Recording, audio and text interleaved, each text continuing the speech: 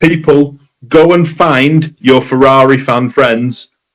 We're okay. Anyway, Max Verstappen wins again. The weekend peters out, but still, there's a lot to talk about. We even had to split it over two sittings. This is View from the Field.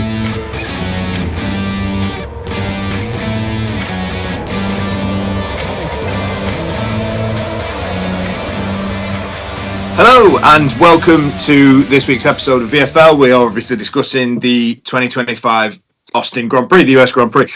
Just to give you a bit of an indication, we're doing it a little bit differently this time because it is a late race here in the UK. It's on till about 10 o'clock at night, depending on if there's red flags, whatever. So we are going to film a bit discussing the sprint element of the weekend and then qualifying, and then we'll get back together later on to discuss the race. So as it stands right now, we have zero idea who won the race because the race hasn't started yet. So we don't know who's won the race for this first half of the episode. But we are going to discuss sprint. And we had a good sprint! Which is ironic because it finished under a safety car. But we actually had an interesting sprint. I'm going to gloss over sprint qualifying because it was sprint qualifying. Max, yay, well done, Max. Oh, I did good, me. I can go fast. Look, someone other than a McLaren's got. Ooh! Yeah, so Max Verstappen came in and ruined everyone else's fun. Lap one, turn one, sprint. Talk to me, because I think I don't blame anyone. I think that there's quite a few who could have done something different to prevent that. That's my discussion point. Is it was a pure racing incident. Yeah, it is. But people got a lot of things wrong that led to the racing incident. The irony is that with his initial reaction, Zach Brown made a snappy comment about it being amateur hour. But the thing is, when he was interviewed about it just before qualifying, and he'd had time to review it and whatever else, he sort of retracted that comment. If I'm honest, I actually think he's right to keep it. But I don't think he's right. No, hang on. Let me finish. I'm not saying he's right to keep it about Nico Hülkenberg. I don't think he's right to keep it about one driver specific. I think everybody involved in it arguably had a little bit of amateur hour. That's my point. I was going to say, if you were going to hold it against Hülkenberg... No. Even the fact that Zach Brown came out and embarrassed himself by saying that originally, I think it had just hung up and you could have done the podcast on your own this weekend. Nico Hülkenberg has every right to be wherever he wants to be on that racetrack. What I actually mean more for amateur hour, I think Lando makes a horrible start, so he starts to sort of be a little bit panicky and squirrely through turn one. I think there's a lot of drivers who sort of end up in a position that I'm not saying they shouldn't be because they put themselves there, but there's a lot of drivers, and I include Alonso in this. There's a lot of drivers that when everybody sort of hit, you watched it. I had to watch it about 4 or 5 times to think, why is Alonso there? Like, why is he not? And all the rest of it. And if I'm honest, the one, how do I word this? Because there's going to be an influx of people who think, oh, you're Lando Norris fan. I think Oscar Piastri can avoid that happening because the cutback he tries to do to get Lando is clever if it's only him and Lando on the track. Jenson Button, if you watched it before the qualifying show, made a phenomenal point that Oscar is so concentrated on Lando in that moment that he completely forgets that Hülkenberg's there, Alonso's there. And I think if that's turn one on lap 18, absolutely fine. Go for it. I think it's a simple fact that he's thought, I'll undercut him and then I'll be able to put my foot down quicker and get the position. Completely forgetting that it's not just him and Lando Norris on the track. There's 18 other people. Counter-argument. I'm not saying it's his fault. No. I agree with you. And he tries a cutback whilst he's travelling too fast. He's always going to drift back because of that, and we saw what happened. Lando forgot about everyone else on the track and over-defended against Piastri, I think. They are making, and hear me out now, because this could be the greatest comment ever. It won't be. They are doing their best to snatch defeat from the jaws of victory. They are going to embarrass themselves somewhat rotten if this carries on. Because Verstappen, even the way he comes out in qualifying later on, is just trundling along on his own, picking off points. I think I said this a couple of weeks ago, that there has to be, where's the point Where now, for me, I would say, what have we got next? We've got Texas today, and then we've got Mexico, and then we've got Brazil, and then after that, you've got Qatar, Abu Dhabi. Qatar, you got from 94th on the grid. Then you got Qatar, Abu Dhabi. Where else have we got to go? Vegas. Is that it? Is it 6 left? Yeah. So I think if I'm McLaren, 2 things McLaren have got to do. One is stop trying to make both the drivers happy. Pack it in. Stop with. No, I'm not saying stop with papaya rules because it's a good baseline. Don't crash into each other. They've done it twice now in the last 2 races, but don't crash into each other. So stop that. Just let them race because the constructors is done. Leave it. You're overcomplicating it. The second thing is set a baseline now that says after we've done Brazil, whoever is winning the World Championship now, we favour. And the other one, you support them. And I don't care who it is, and I don't care how you get there. I, of course, 60% of me would rather it be Lando Norris. But at this stage, I am genuinely fearful that it won't be Lando Norris and it won't be Oscar Piastri. They've got to, because I know the sprint is only 8 points. And it's, again, sorry, as everybody knows, Max Verstappen won the sprint, neither of the McLaren scored a point. So the sprint is only 8 points. That happens in an actual Grand Prix. That happens later today, when it can't realistically now because of Piastri's qualifying position. But that happens later on today. Then, well, actually, I'm saying that. Where did Alonso come from? So you're right. Yeah, so it's just they all need to give the Reds a wobble. I mean, what's interesting is we thought that Lando Norris would be the one who would sort of buckle under the pressure a little bit. I actually think they're starting to see a lot of cracks in Piastri. His childishness about Singapore.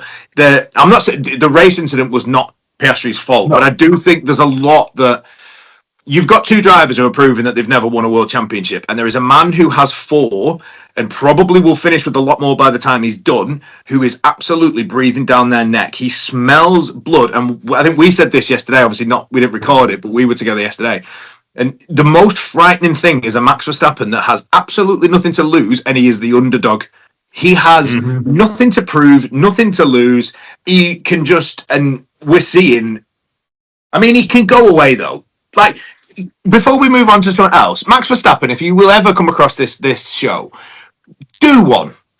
No, do one, because you've had your fun, and you might be good again in 26 when the new regs come out, but go away now. No, there's 5 drivers who can go away before I think Verstappen should go away. Ready? Who's top of this list? Number 1, Woody from Toy Story. Right? How did he get second? For a brief moment, though, during the sprint, I was the biggest George Russell fan in the world. I was like, "Go George!" And then he proved that he didn't have anywhere near the pace to sort of keep up with Max. It's as dull as the place is from. And if anyone's from Kings Lynn, you're welcome. I mean, he just pops up irritatingly. And his move, by the way, on Verstappen. If Verstappen had done that to someone else, he'd have been slated. Just to point that out to everyone. Fair playing field. Yeah. I mean, did you hear that Lando Norris had a dig at Max for that? What?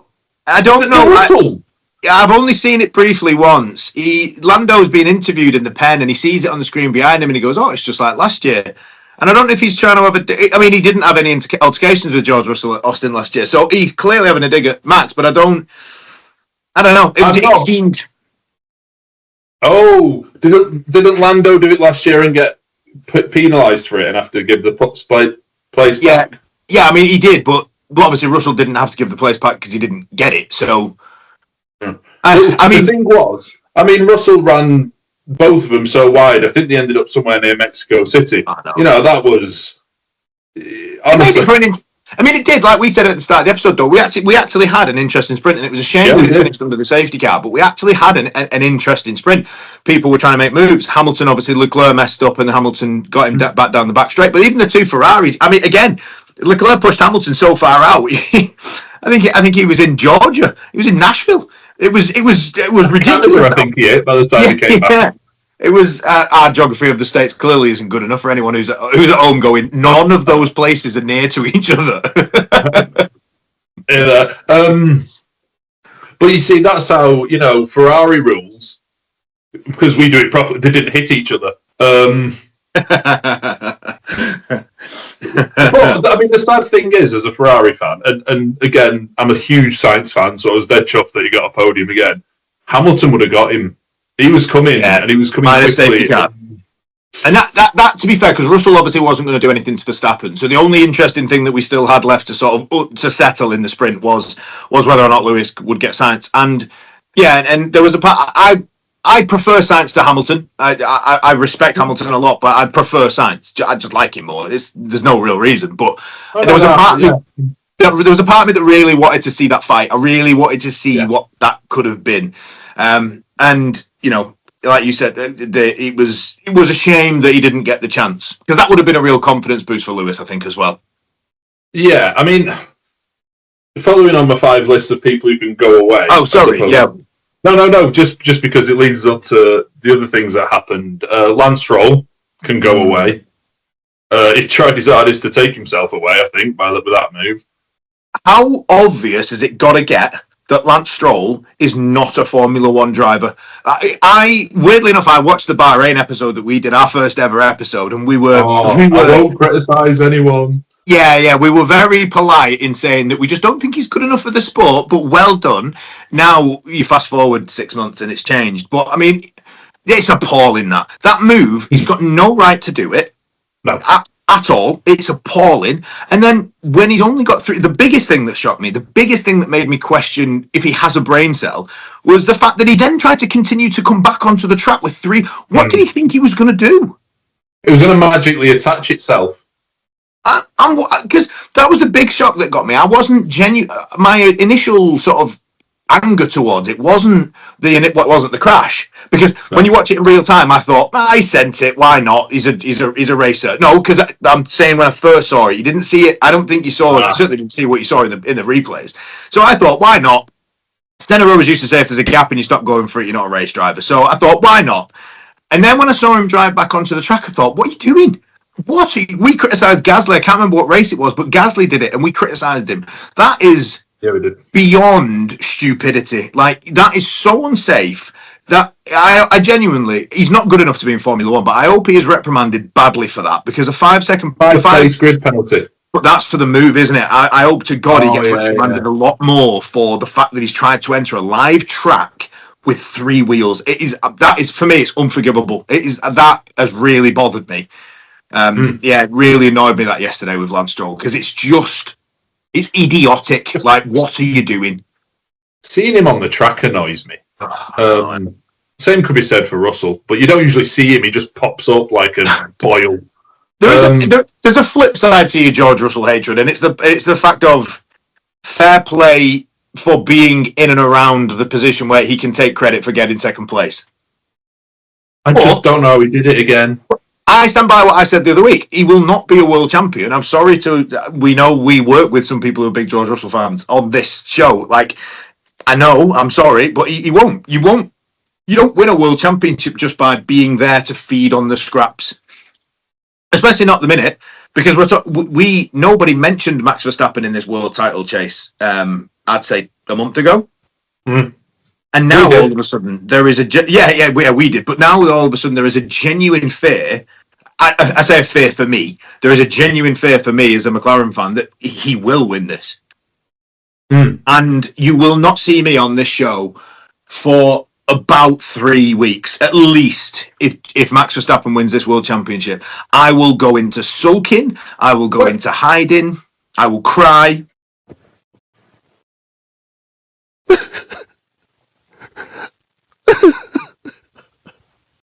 But don't worry, it's not as if McLaren have a history of throwing it away when they've got the best car. Take your mind back to 2007. 2 young gun drivers who were quite good. I think Fernando Alonso and Hamilton.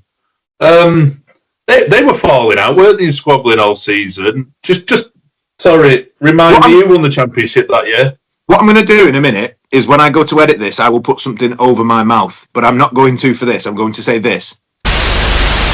We have often praised some of the special edition liveries as some of our favourites of all time. I get that. But yes, the Martin one this weekend's really nice.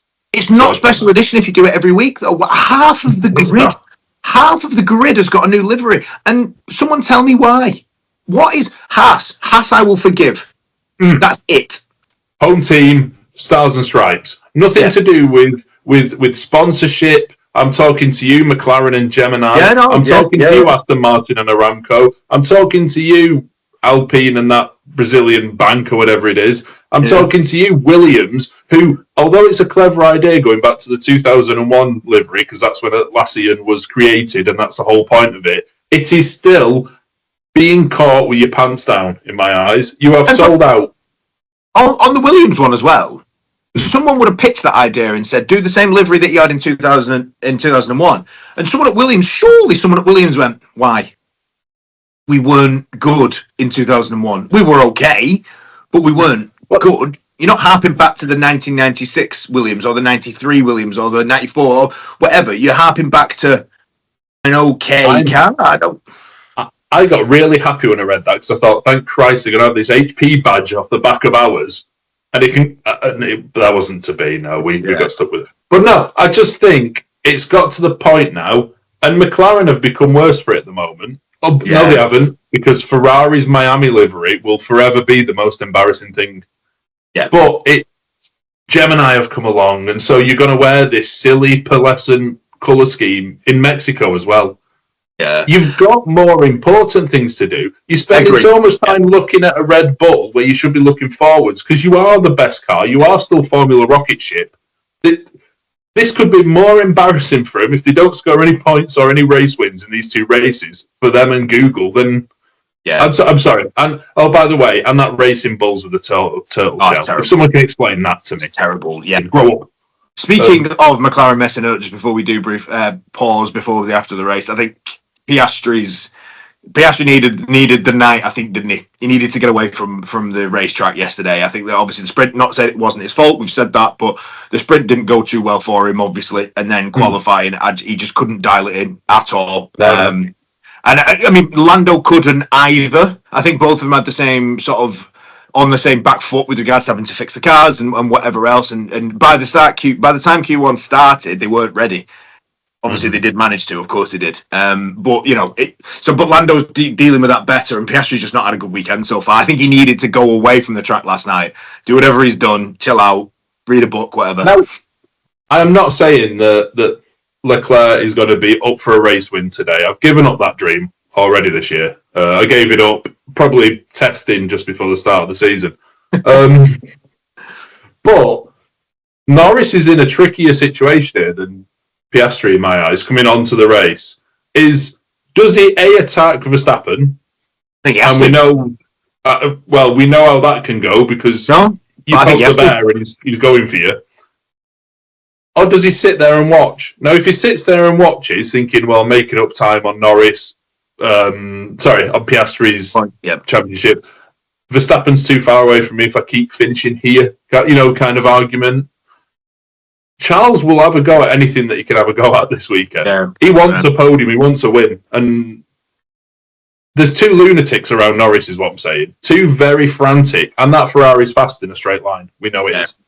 I don't think Norris has to go for it in lap 1, turn 1, because he's a famously bad starter. So I don't think he has to go for it from the start. But I think he has to stay within touching distance, because George Russell proved in the sprint yesterday for a little bit that if you can keep Max within DRS, you can have a go. That Red Bull's got faults this weekend. It isn't perfect. Max even on the radio saying that the rear end wasn't sticking. So there's something for him to go for. I think he just has to stay out of trouble in turn 1. We've said this a million times. You can't win a race on the first corner. I get that. But I think he's just got to try and stay out of trouble, stay within, and then just come. If he comes out of that unscathed, second place, and obviously Max doesn't then go to run off, I think eventually Verstappen and Norris do pull away from Leclerc and the rest. Eventually. Yeah. So I think all Norris has genuinely got to do is just try and stay out of trouble. It's not his fault. He didn't try to get into trouble at the start of the sprint. It hit him, but I think he's just got to try and avoid. He does no heroics on turn 1. There's no need. Problem is when the rest of the drivers around you are going all out heroic. Yeah. You can get caught out by almost. It's almost like in football going into a tackle not 100%. He can get hurt without knowing he's. But it makes for an exciting race. Just come here, Am. Come here. I don't want to shout it. I like an American track. Do you know what? I do. I like COTA. I don't like the others. but I like this one. No, they're all awful. Yeah. It's a good. I think qualifying's perfect because you've genuinely got the top three in the championship, but the wrong way round. I know you did in the sprint, but Piastri's got to. Each of them have got a thing here. Piastri's got a thing to do, but does he just do damage limitation? Does he just pick people off slowly, or does he go, straight out for it? Max just has to. They all have to. Yeah. Max has got to win, and I've said this for ages. Max is in the fight, but he's got to win every race. He has to, or first and a couple of seconds. But I think he has to win more than he doesn't. Yeah. And same thing with Norris. You're right. Norris can accept second tomorrow. If it stays as it starts, Norris can accept that. That's a good weekend for Norris. It's not a good weekend for Piastri, and it's a good weekend as well for Max. But I think we've seen a lot of times this season that Piastri hasn't done. Azerbaijan is a perfect example. Piastri doesn't even finish the race, but Norris finishes 7th. Like, if you're going to win this World Championship, if Piastri's going to finish as low as 6th, 7th, whatever it might be, of course he could go the other way, but I'm saying if he's going to be in thereabouts, Lando's got to win.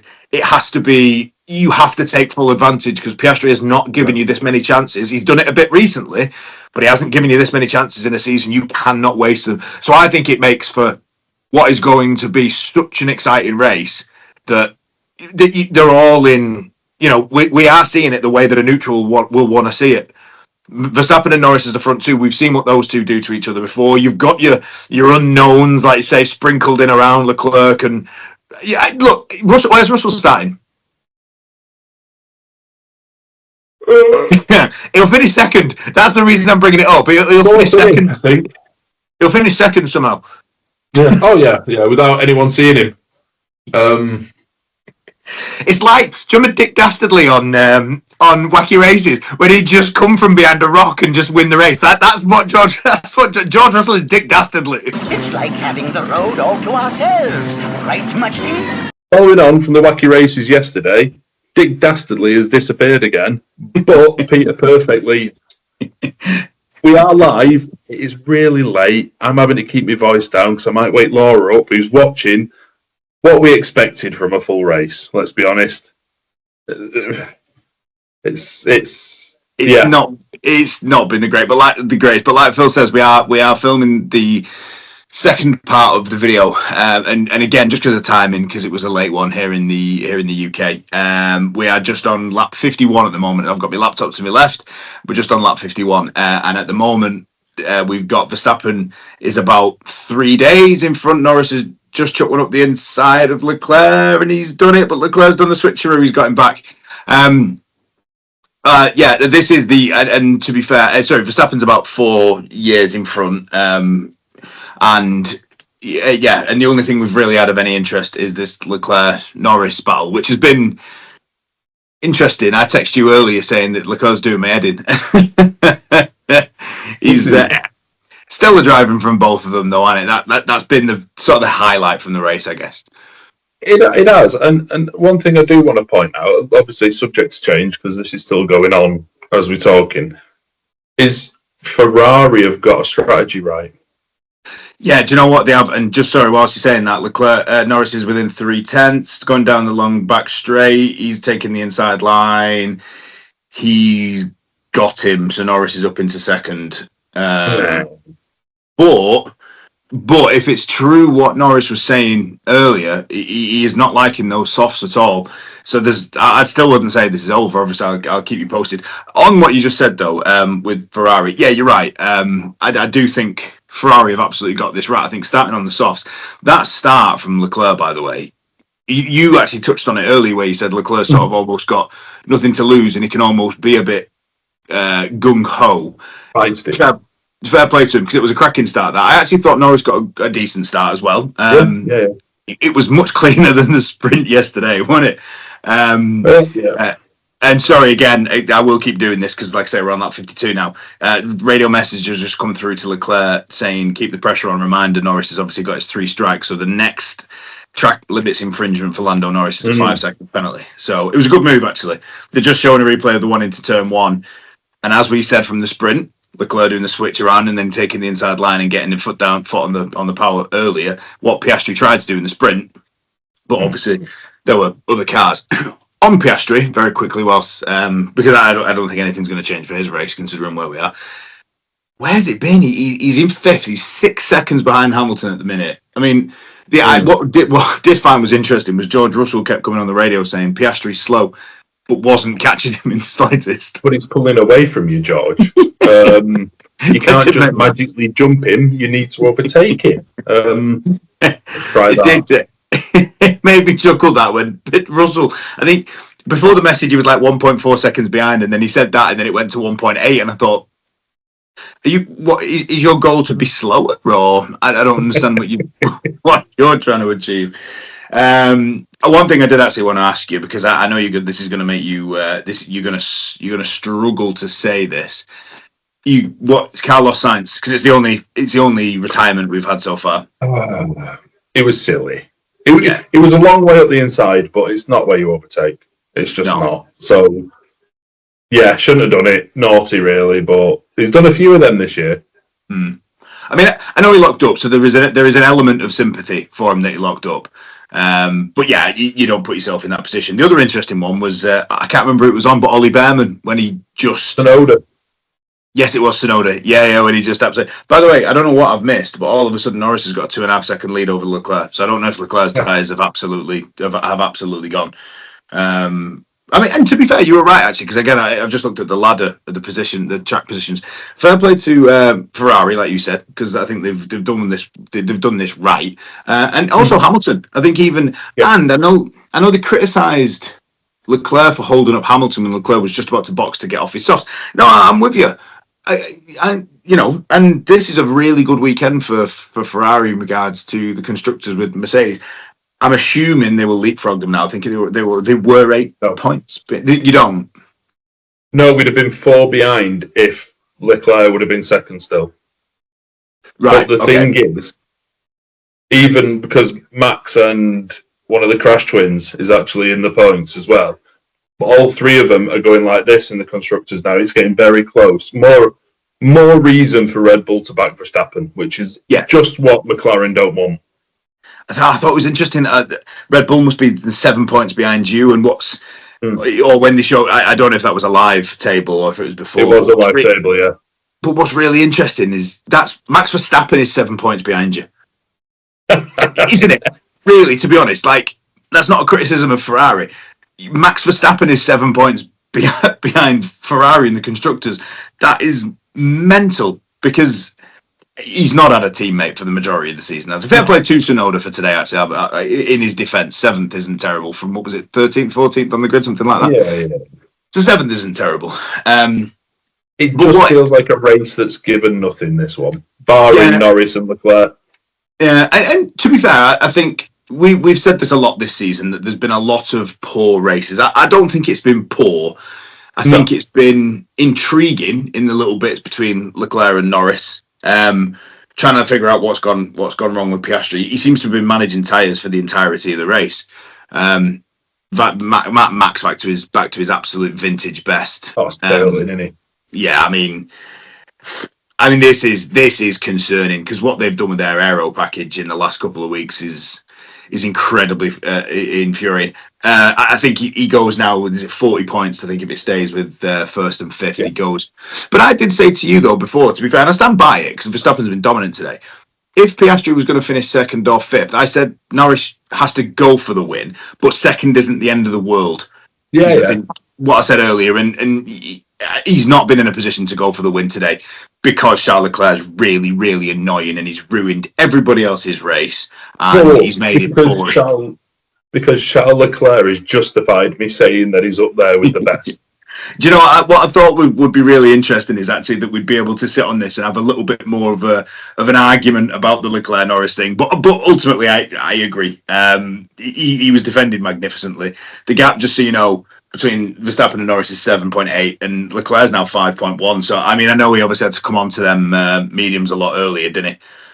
So I think what he's having to do is what Hamilton had to do earlier in the race, and that's lift and coast to protect the plank. Possibly, yeah, because they've said that a lot, haven't they? Yeah, they have said that. I suppose the only thing that has surprised me is that no one turned to the hards. I know that they all said that nobody wanted to go on the hards because it takes them a long time to get going, and they're not just watching a replay of a good move by Colapinto and Gasly. Yeah, I know. I just realised that there was a funny bit earlier. I think Stroll dived up the inside on Colin Pinto, and I think everybody must have seen the live flash before their eyes. It did make me chuckle that. They've been predicting the rapture, haven't they, recently? I think that might have caused it. Yeah. We're a little bit past 2012, but that could have been the end of the world in that moment. I mean, we're coming to a close on penultimate lap now, and nothing. I'm just looking at any gaps that might be of any. No, Ocon is within DRS of Albon, but that's for 14th and 15th. So I think we can categorically say that this race is over. Well done, Max. Again, you are the terror. McLaren are going to bin this. I'm telling you now, McLaren are going to lose this. And unfortunately, through all the off-season, I will be the one with a massive smug smile on my face. Not because Ferrari have won, but because all season we have been predicting that it'll be between the two NASA astronauts as to who's going to win. Yeah. And the one thing that I suppose the one thing that actually pays a bigger concern for me as a McLaren fan, because you always Max is good enough to be there. We've said it a million times. Max is good enough to be there or thereabouts, even if his car isn't good enough. But I suppose now, the car is back to being good enough with this aero package that they brought in. The likelihood of anybody bringing any more upgrades this season is incredibly low, and there's no way really. So bottom line is Max is now the best driver in I would argue, based on the evidence from the last couple of races, the best car now at the moment. Yeah. Well, I mean, we're talking about a track here that we genuinely thought that we said last week quite confidently that this was a McLaren track and we'd see McLaren back up to their best. No disrespect to Ferrari or Leclerc. It might sound like I'm having a dig, but I'm not. But Norris has spent the majority of the race struggling to get past a Ferrari, which showed massive improvements from where they were on Friday. But you even, I know you're doing it to have a dig, but you were right. You even text me saying a world champion makes that move. A world champion, Verstappen gets Leclerc after 2 or 3 laps, not the 10, 12, 15, whatever it was in the end. So, yeah, I mean, fair play to. Ironically, now actually, though, the gap between Verstappen and Norris is the same as the gap between Norris and Leclerc. But quite. Verstappen just managed it, and there he is, crosses the line, takes a checkered flag. Congratulations to Max Verstappen. Vintage performance again from Max. That he's genuinely brilliant. Lando Norris comes home in second, and I think he'll take that. That closes the gap. Yeah. I don't know what that'll make it now. Actually, it was 20. I can't remember. It was 22 before we started. So what's Lando got? 18. What's Piastri got? 10. Is that? Yeah, 10. Yeah, closing by it. So 14 points behind now. Norris has done his job, I guess. Can I just pick up, because I know we're winding this down, and it's not been a stellar race to discuss, barring Verstappen being incredible, Leclerc putting on a show, and Norris. For the sake of it, everything else has been a bit. So, I forgot where I was going with this now because I started listing it. Something Crafty came up with. He sat there and went, "If Norris's engine hadn't have gone in Zandvoort, Norris would be leading the championship now." And then, which is fine, but it's not that simple, is it? And it never works like that. And you win. You make your own luck sometimes. And Brundle turned around and went, "And the Canada."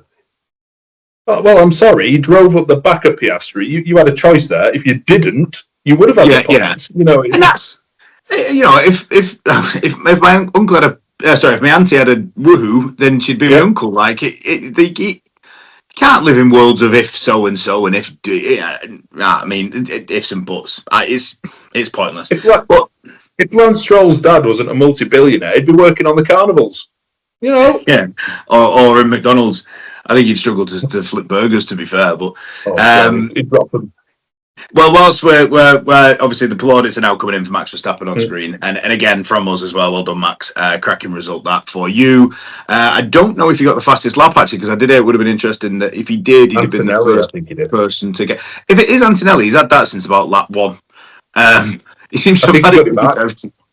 Oh, really? I think he took it back. I think Leclerc went and got it, and then Antonelli took it back. I mean, if he has, and again, the lad has gone off the screen, so I can't see if it has. But if he would have done that, would have been the first person ever to get Grand Slams in both the sprint and the race in a weekend, which would have been pretty mega.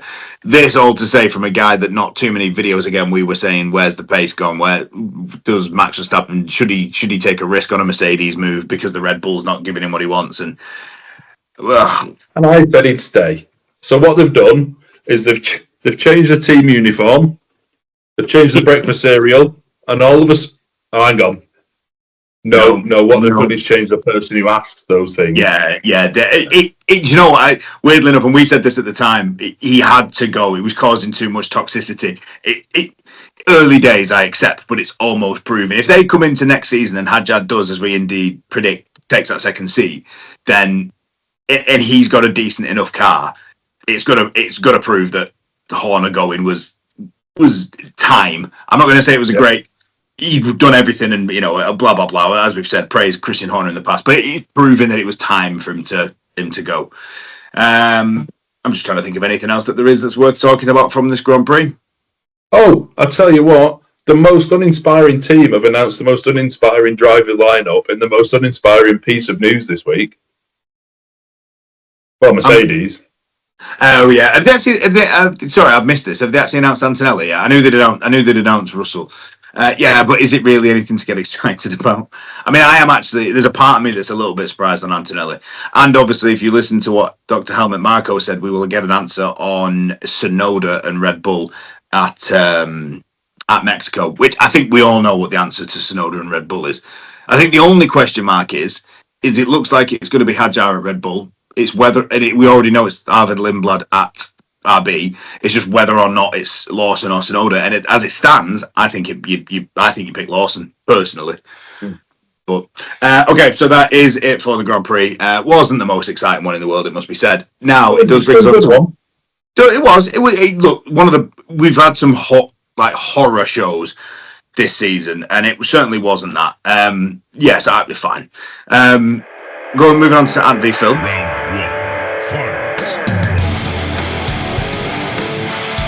On Ant v Phil, then, I didn't realise that's a bit of a win for me.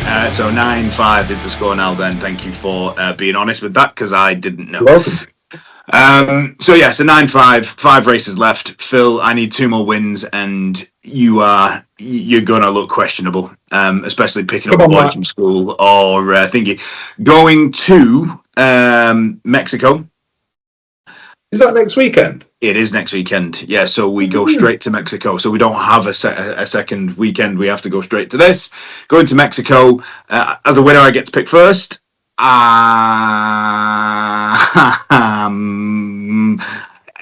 remember earlier on in the season when it was just so obvious that both of us were going to pick a McLaren. It was just we didn't know which one. I'm going to make the new obvious choice. Tsunoda. yeah. No, I'm gonna go Max.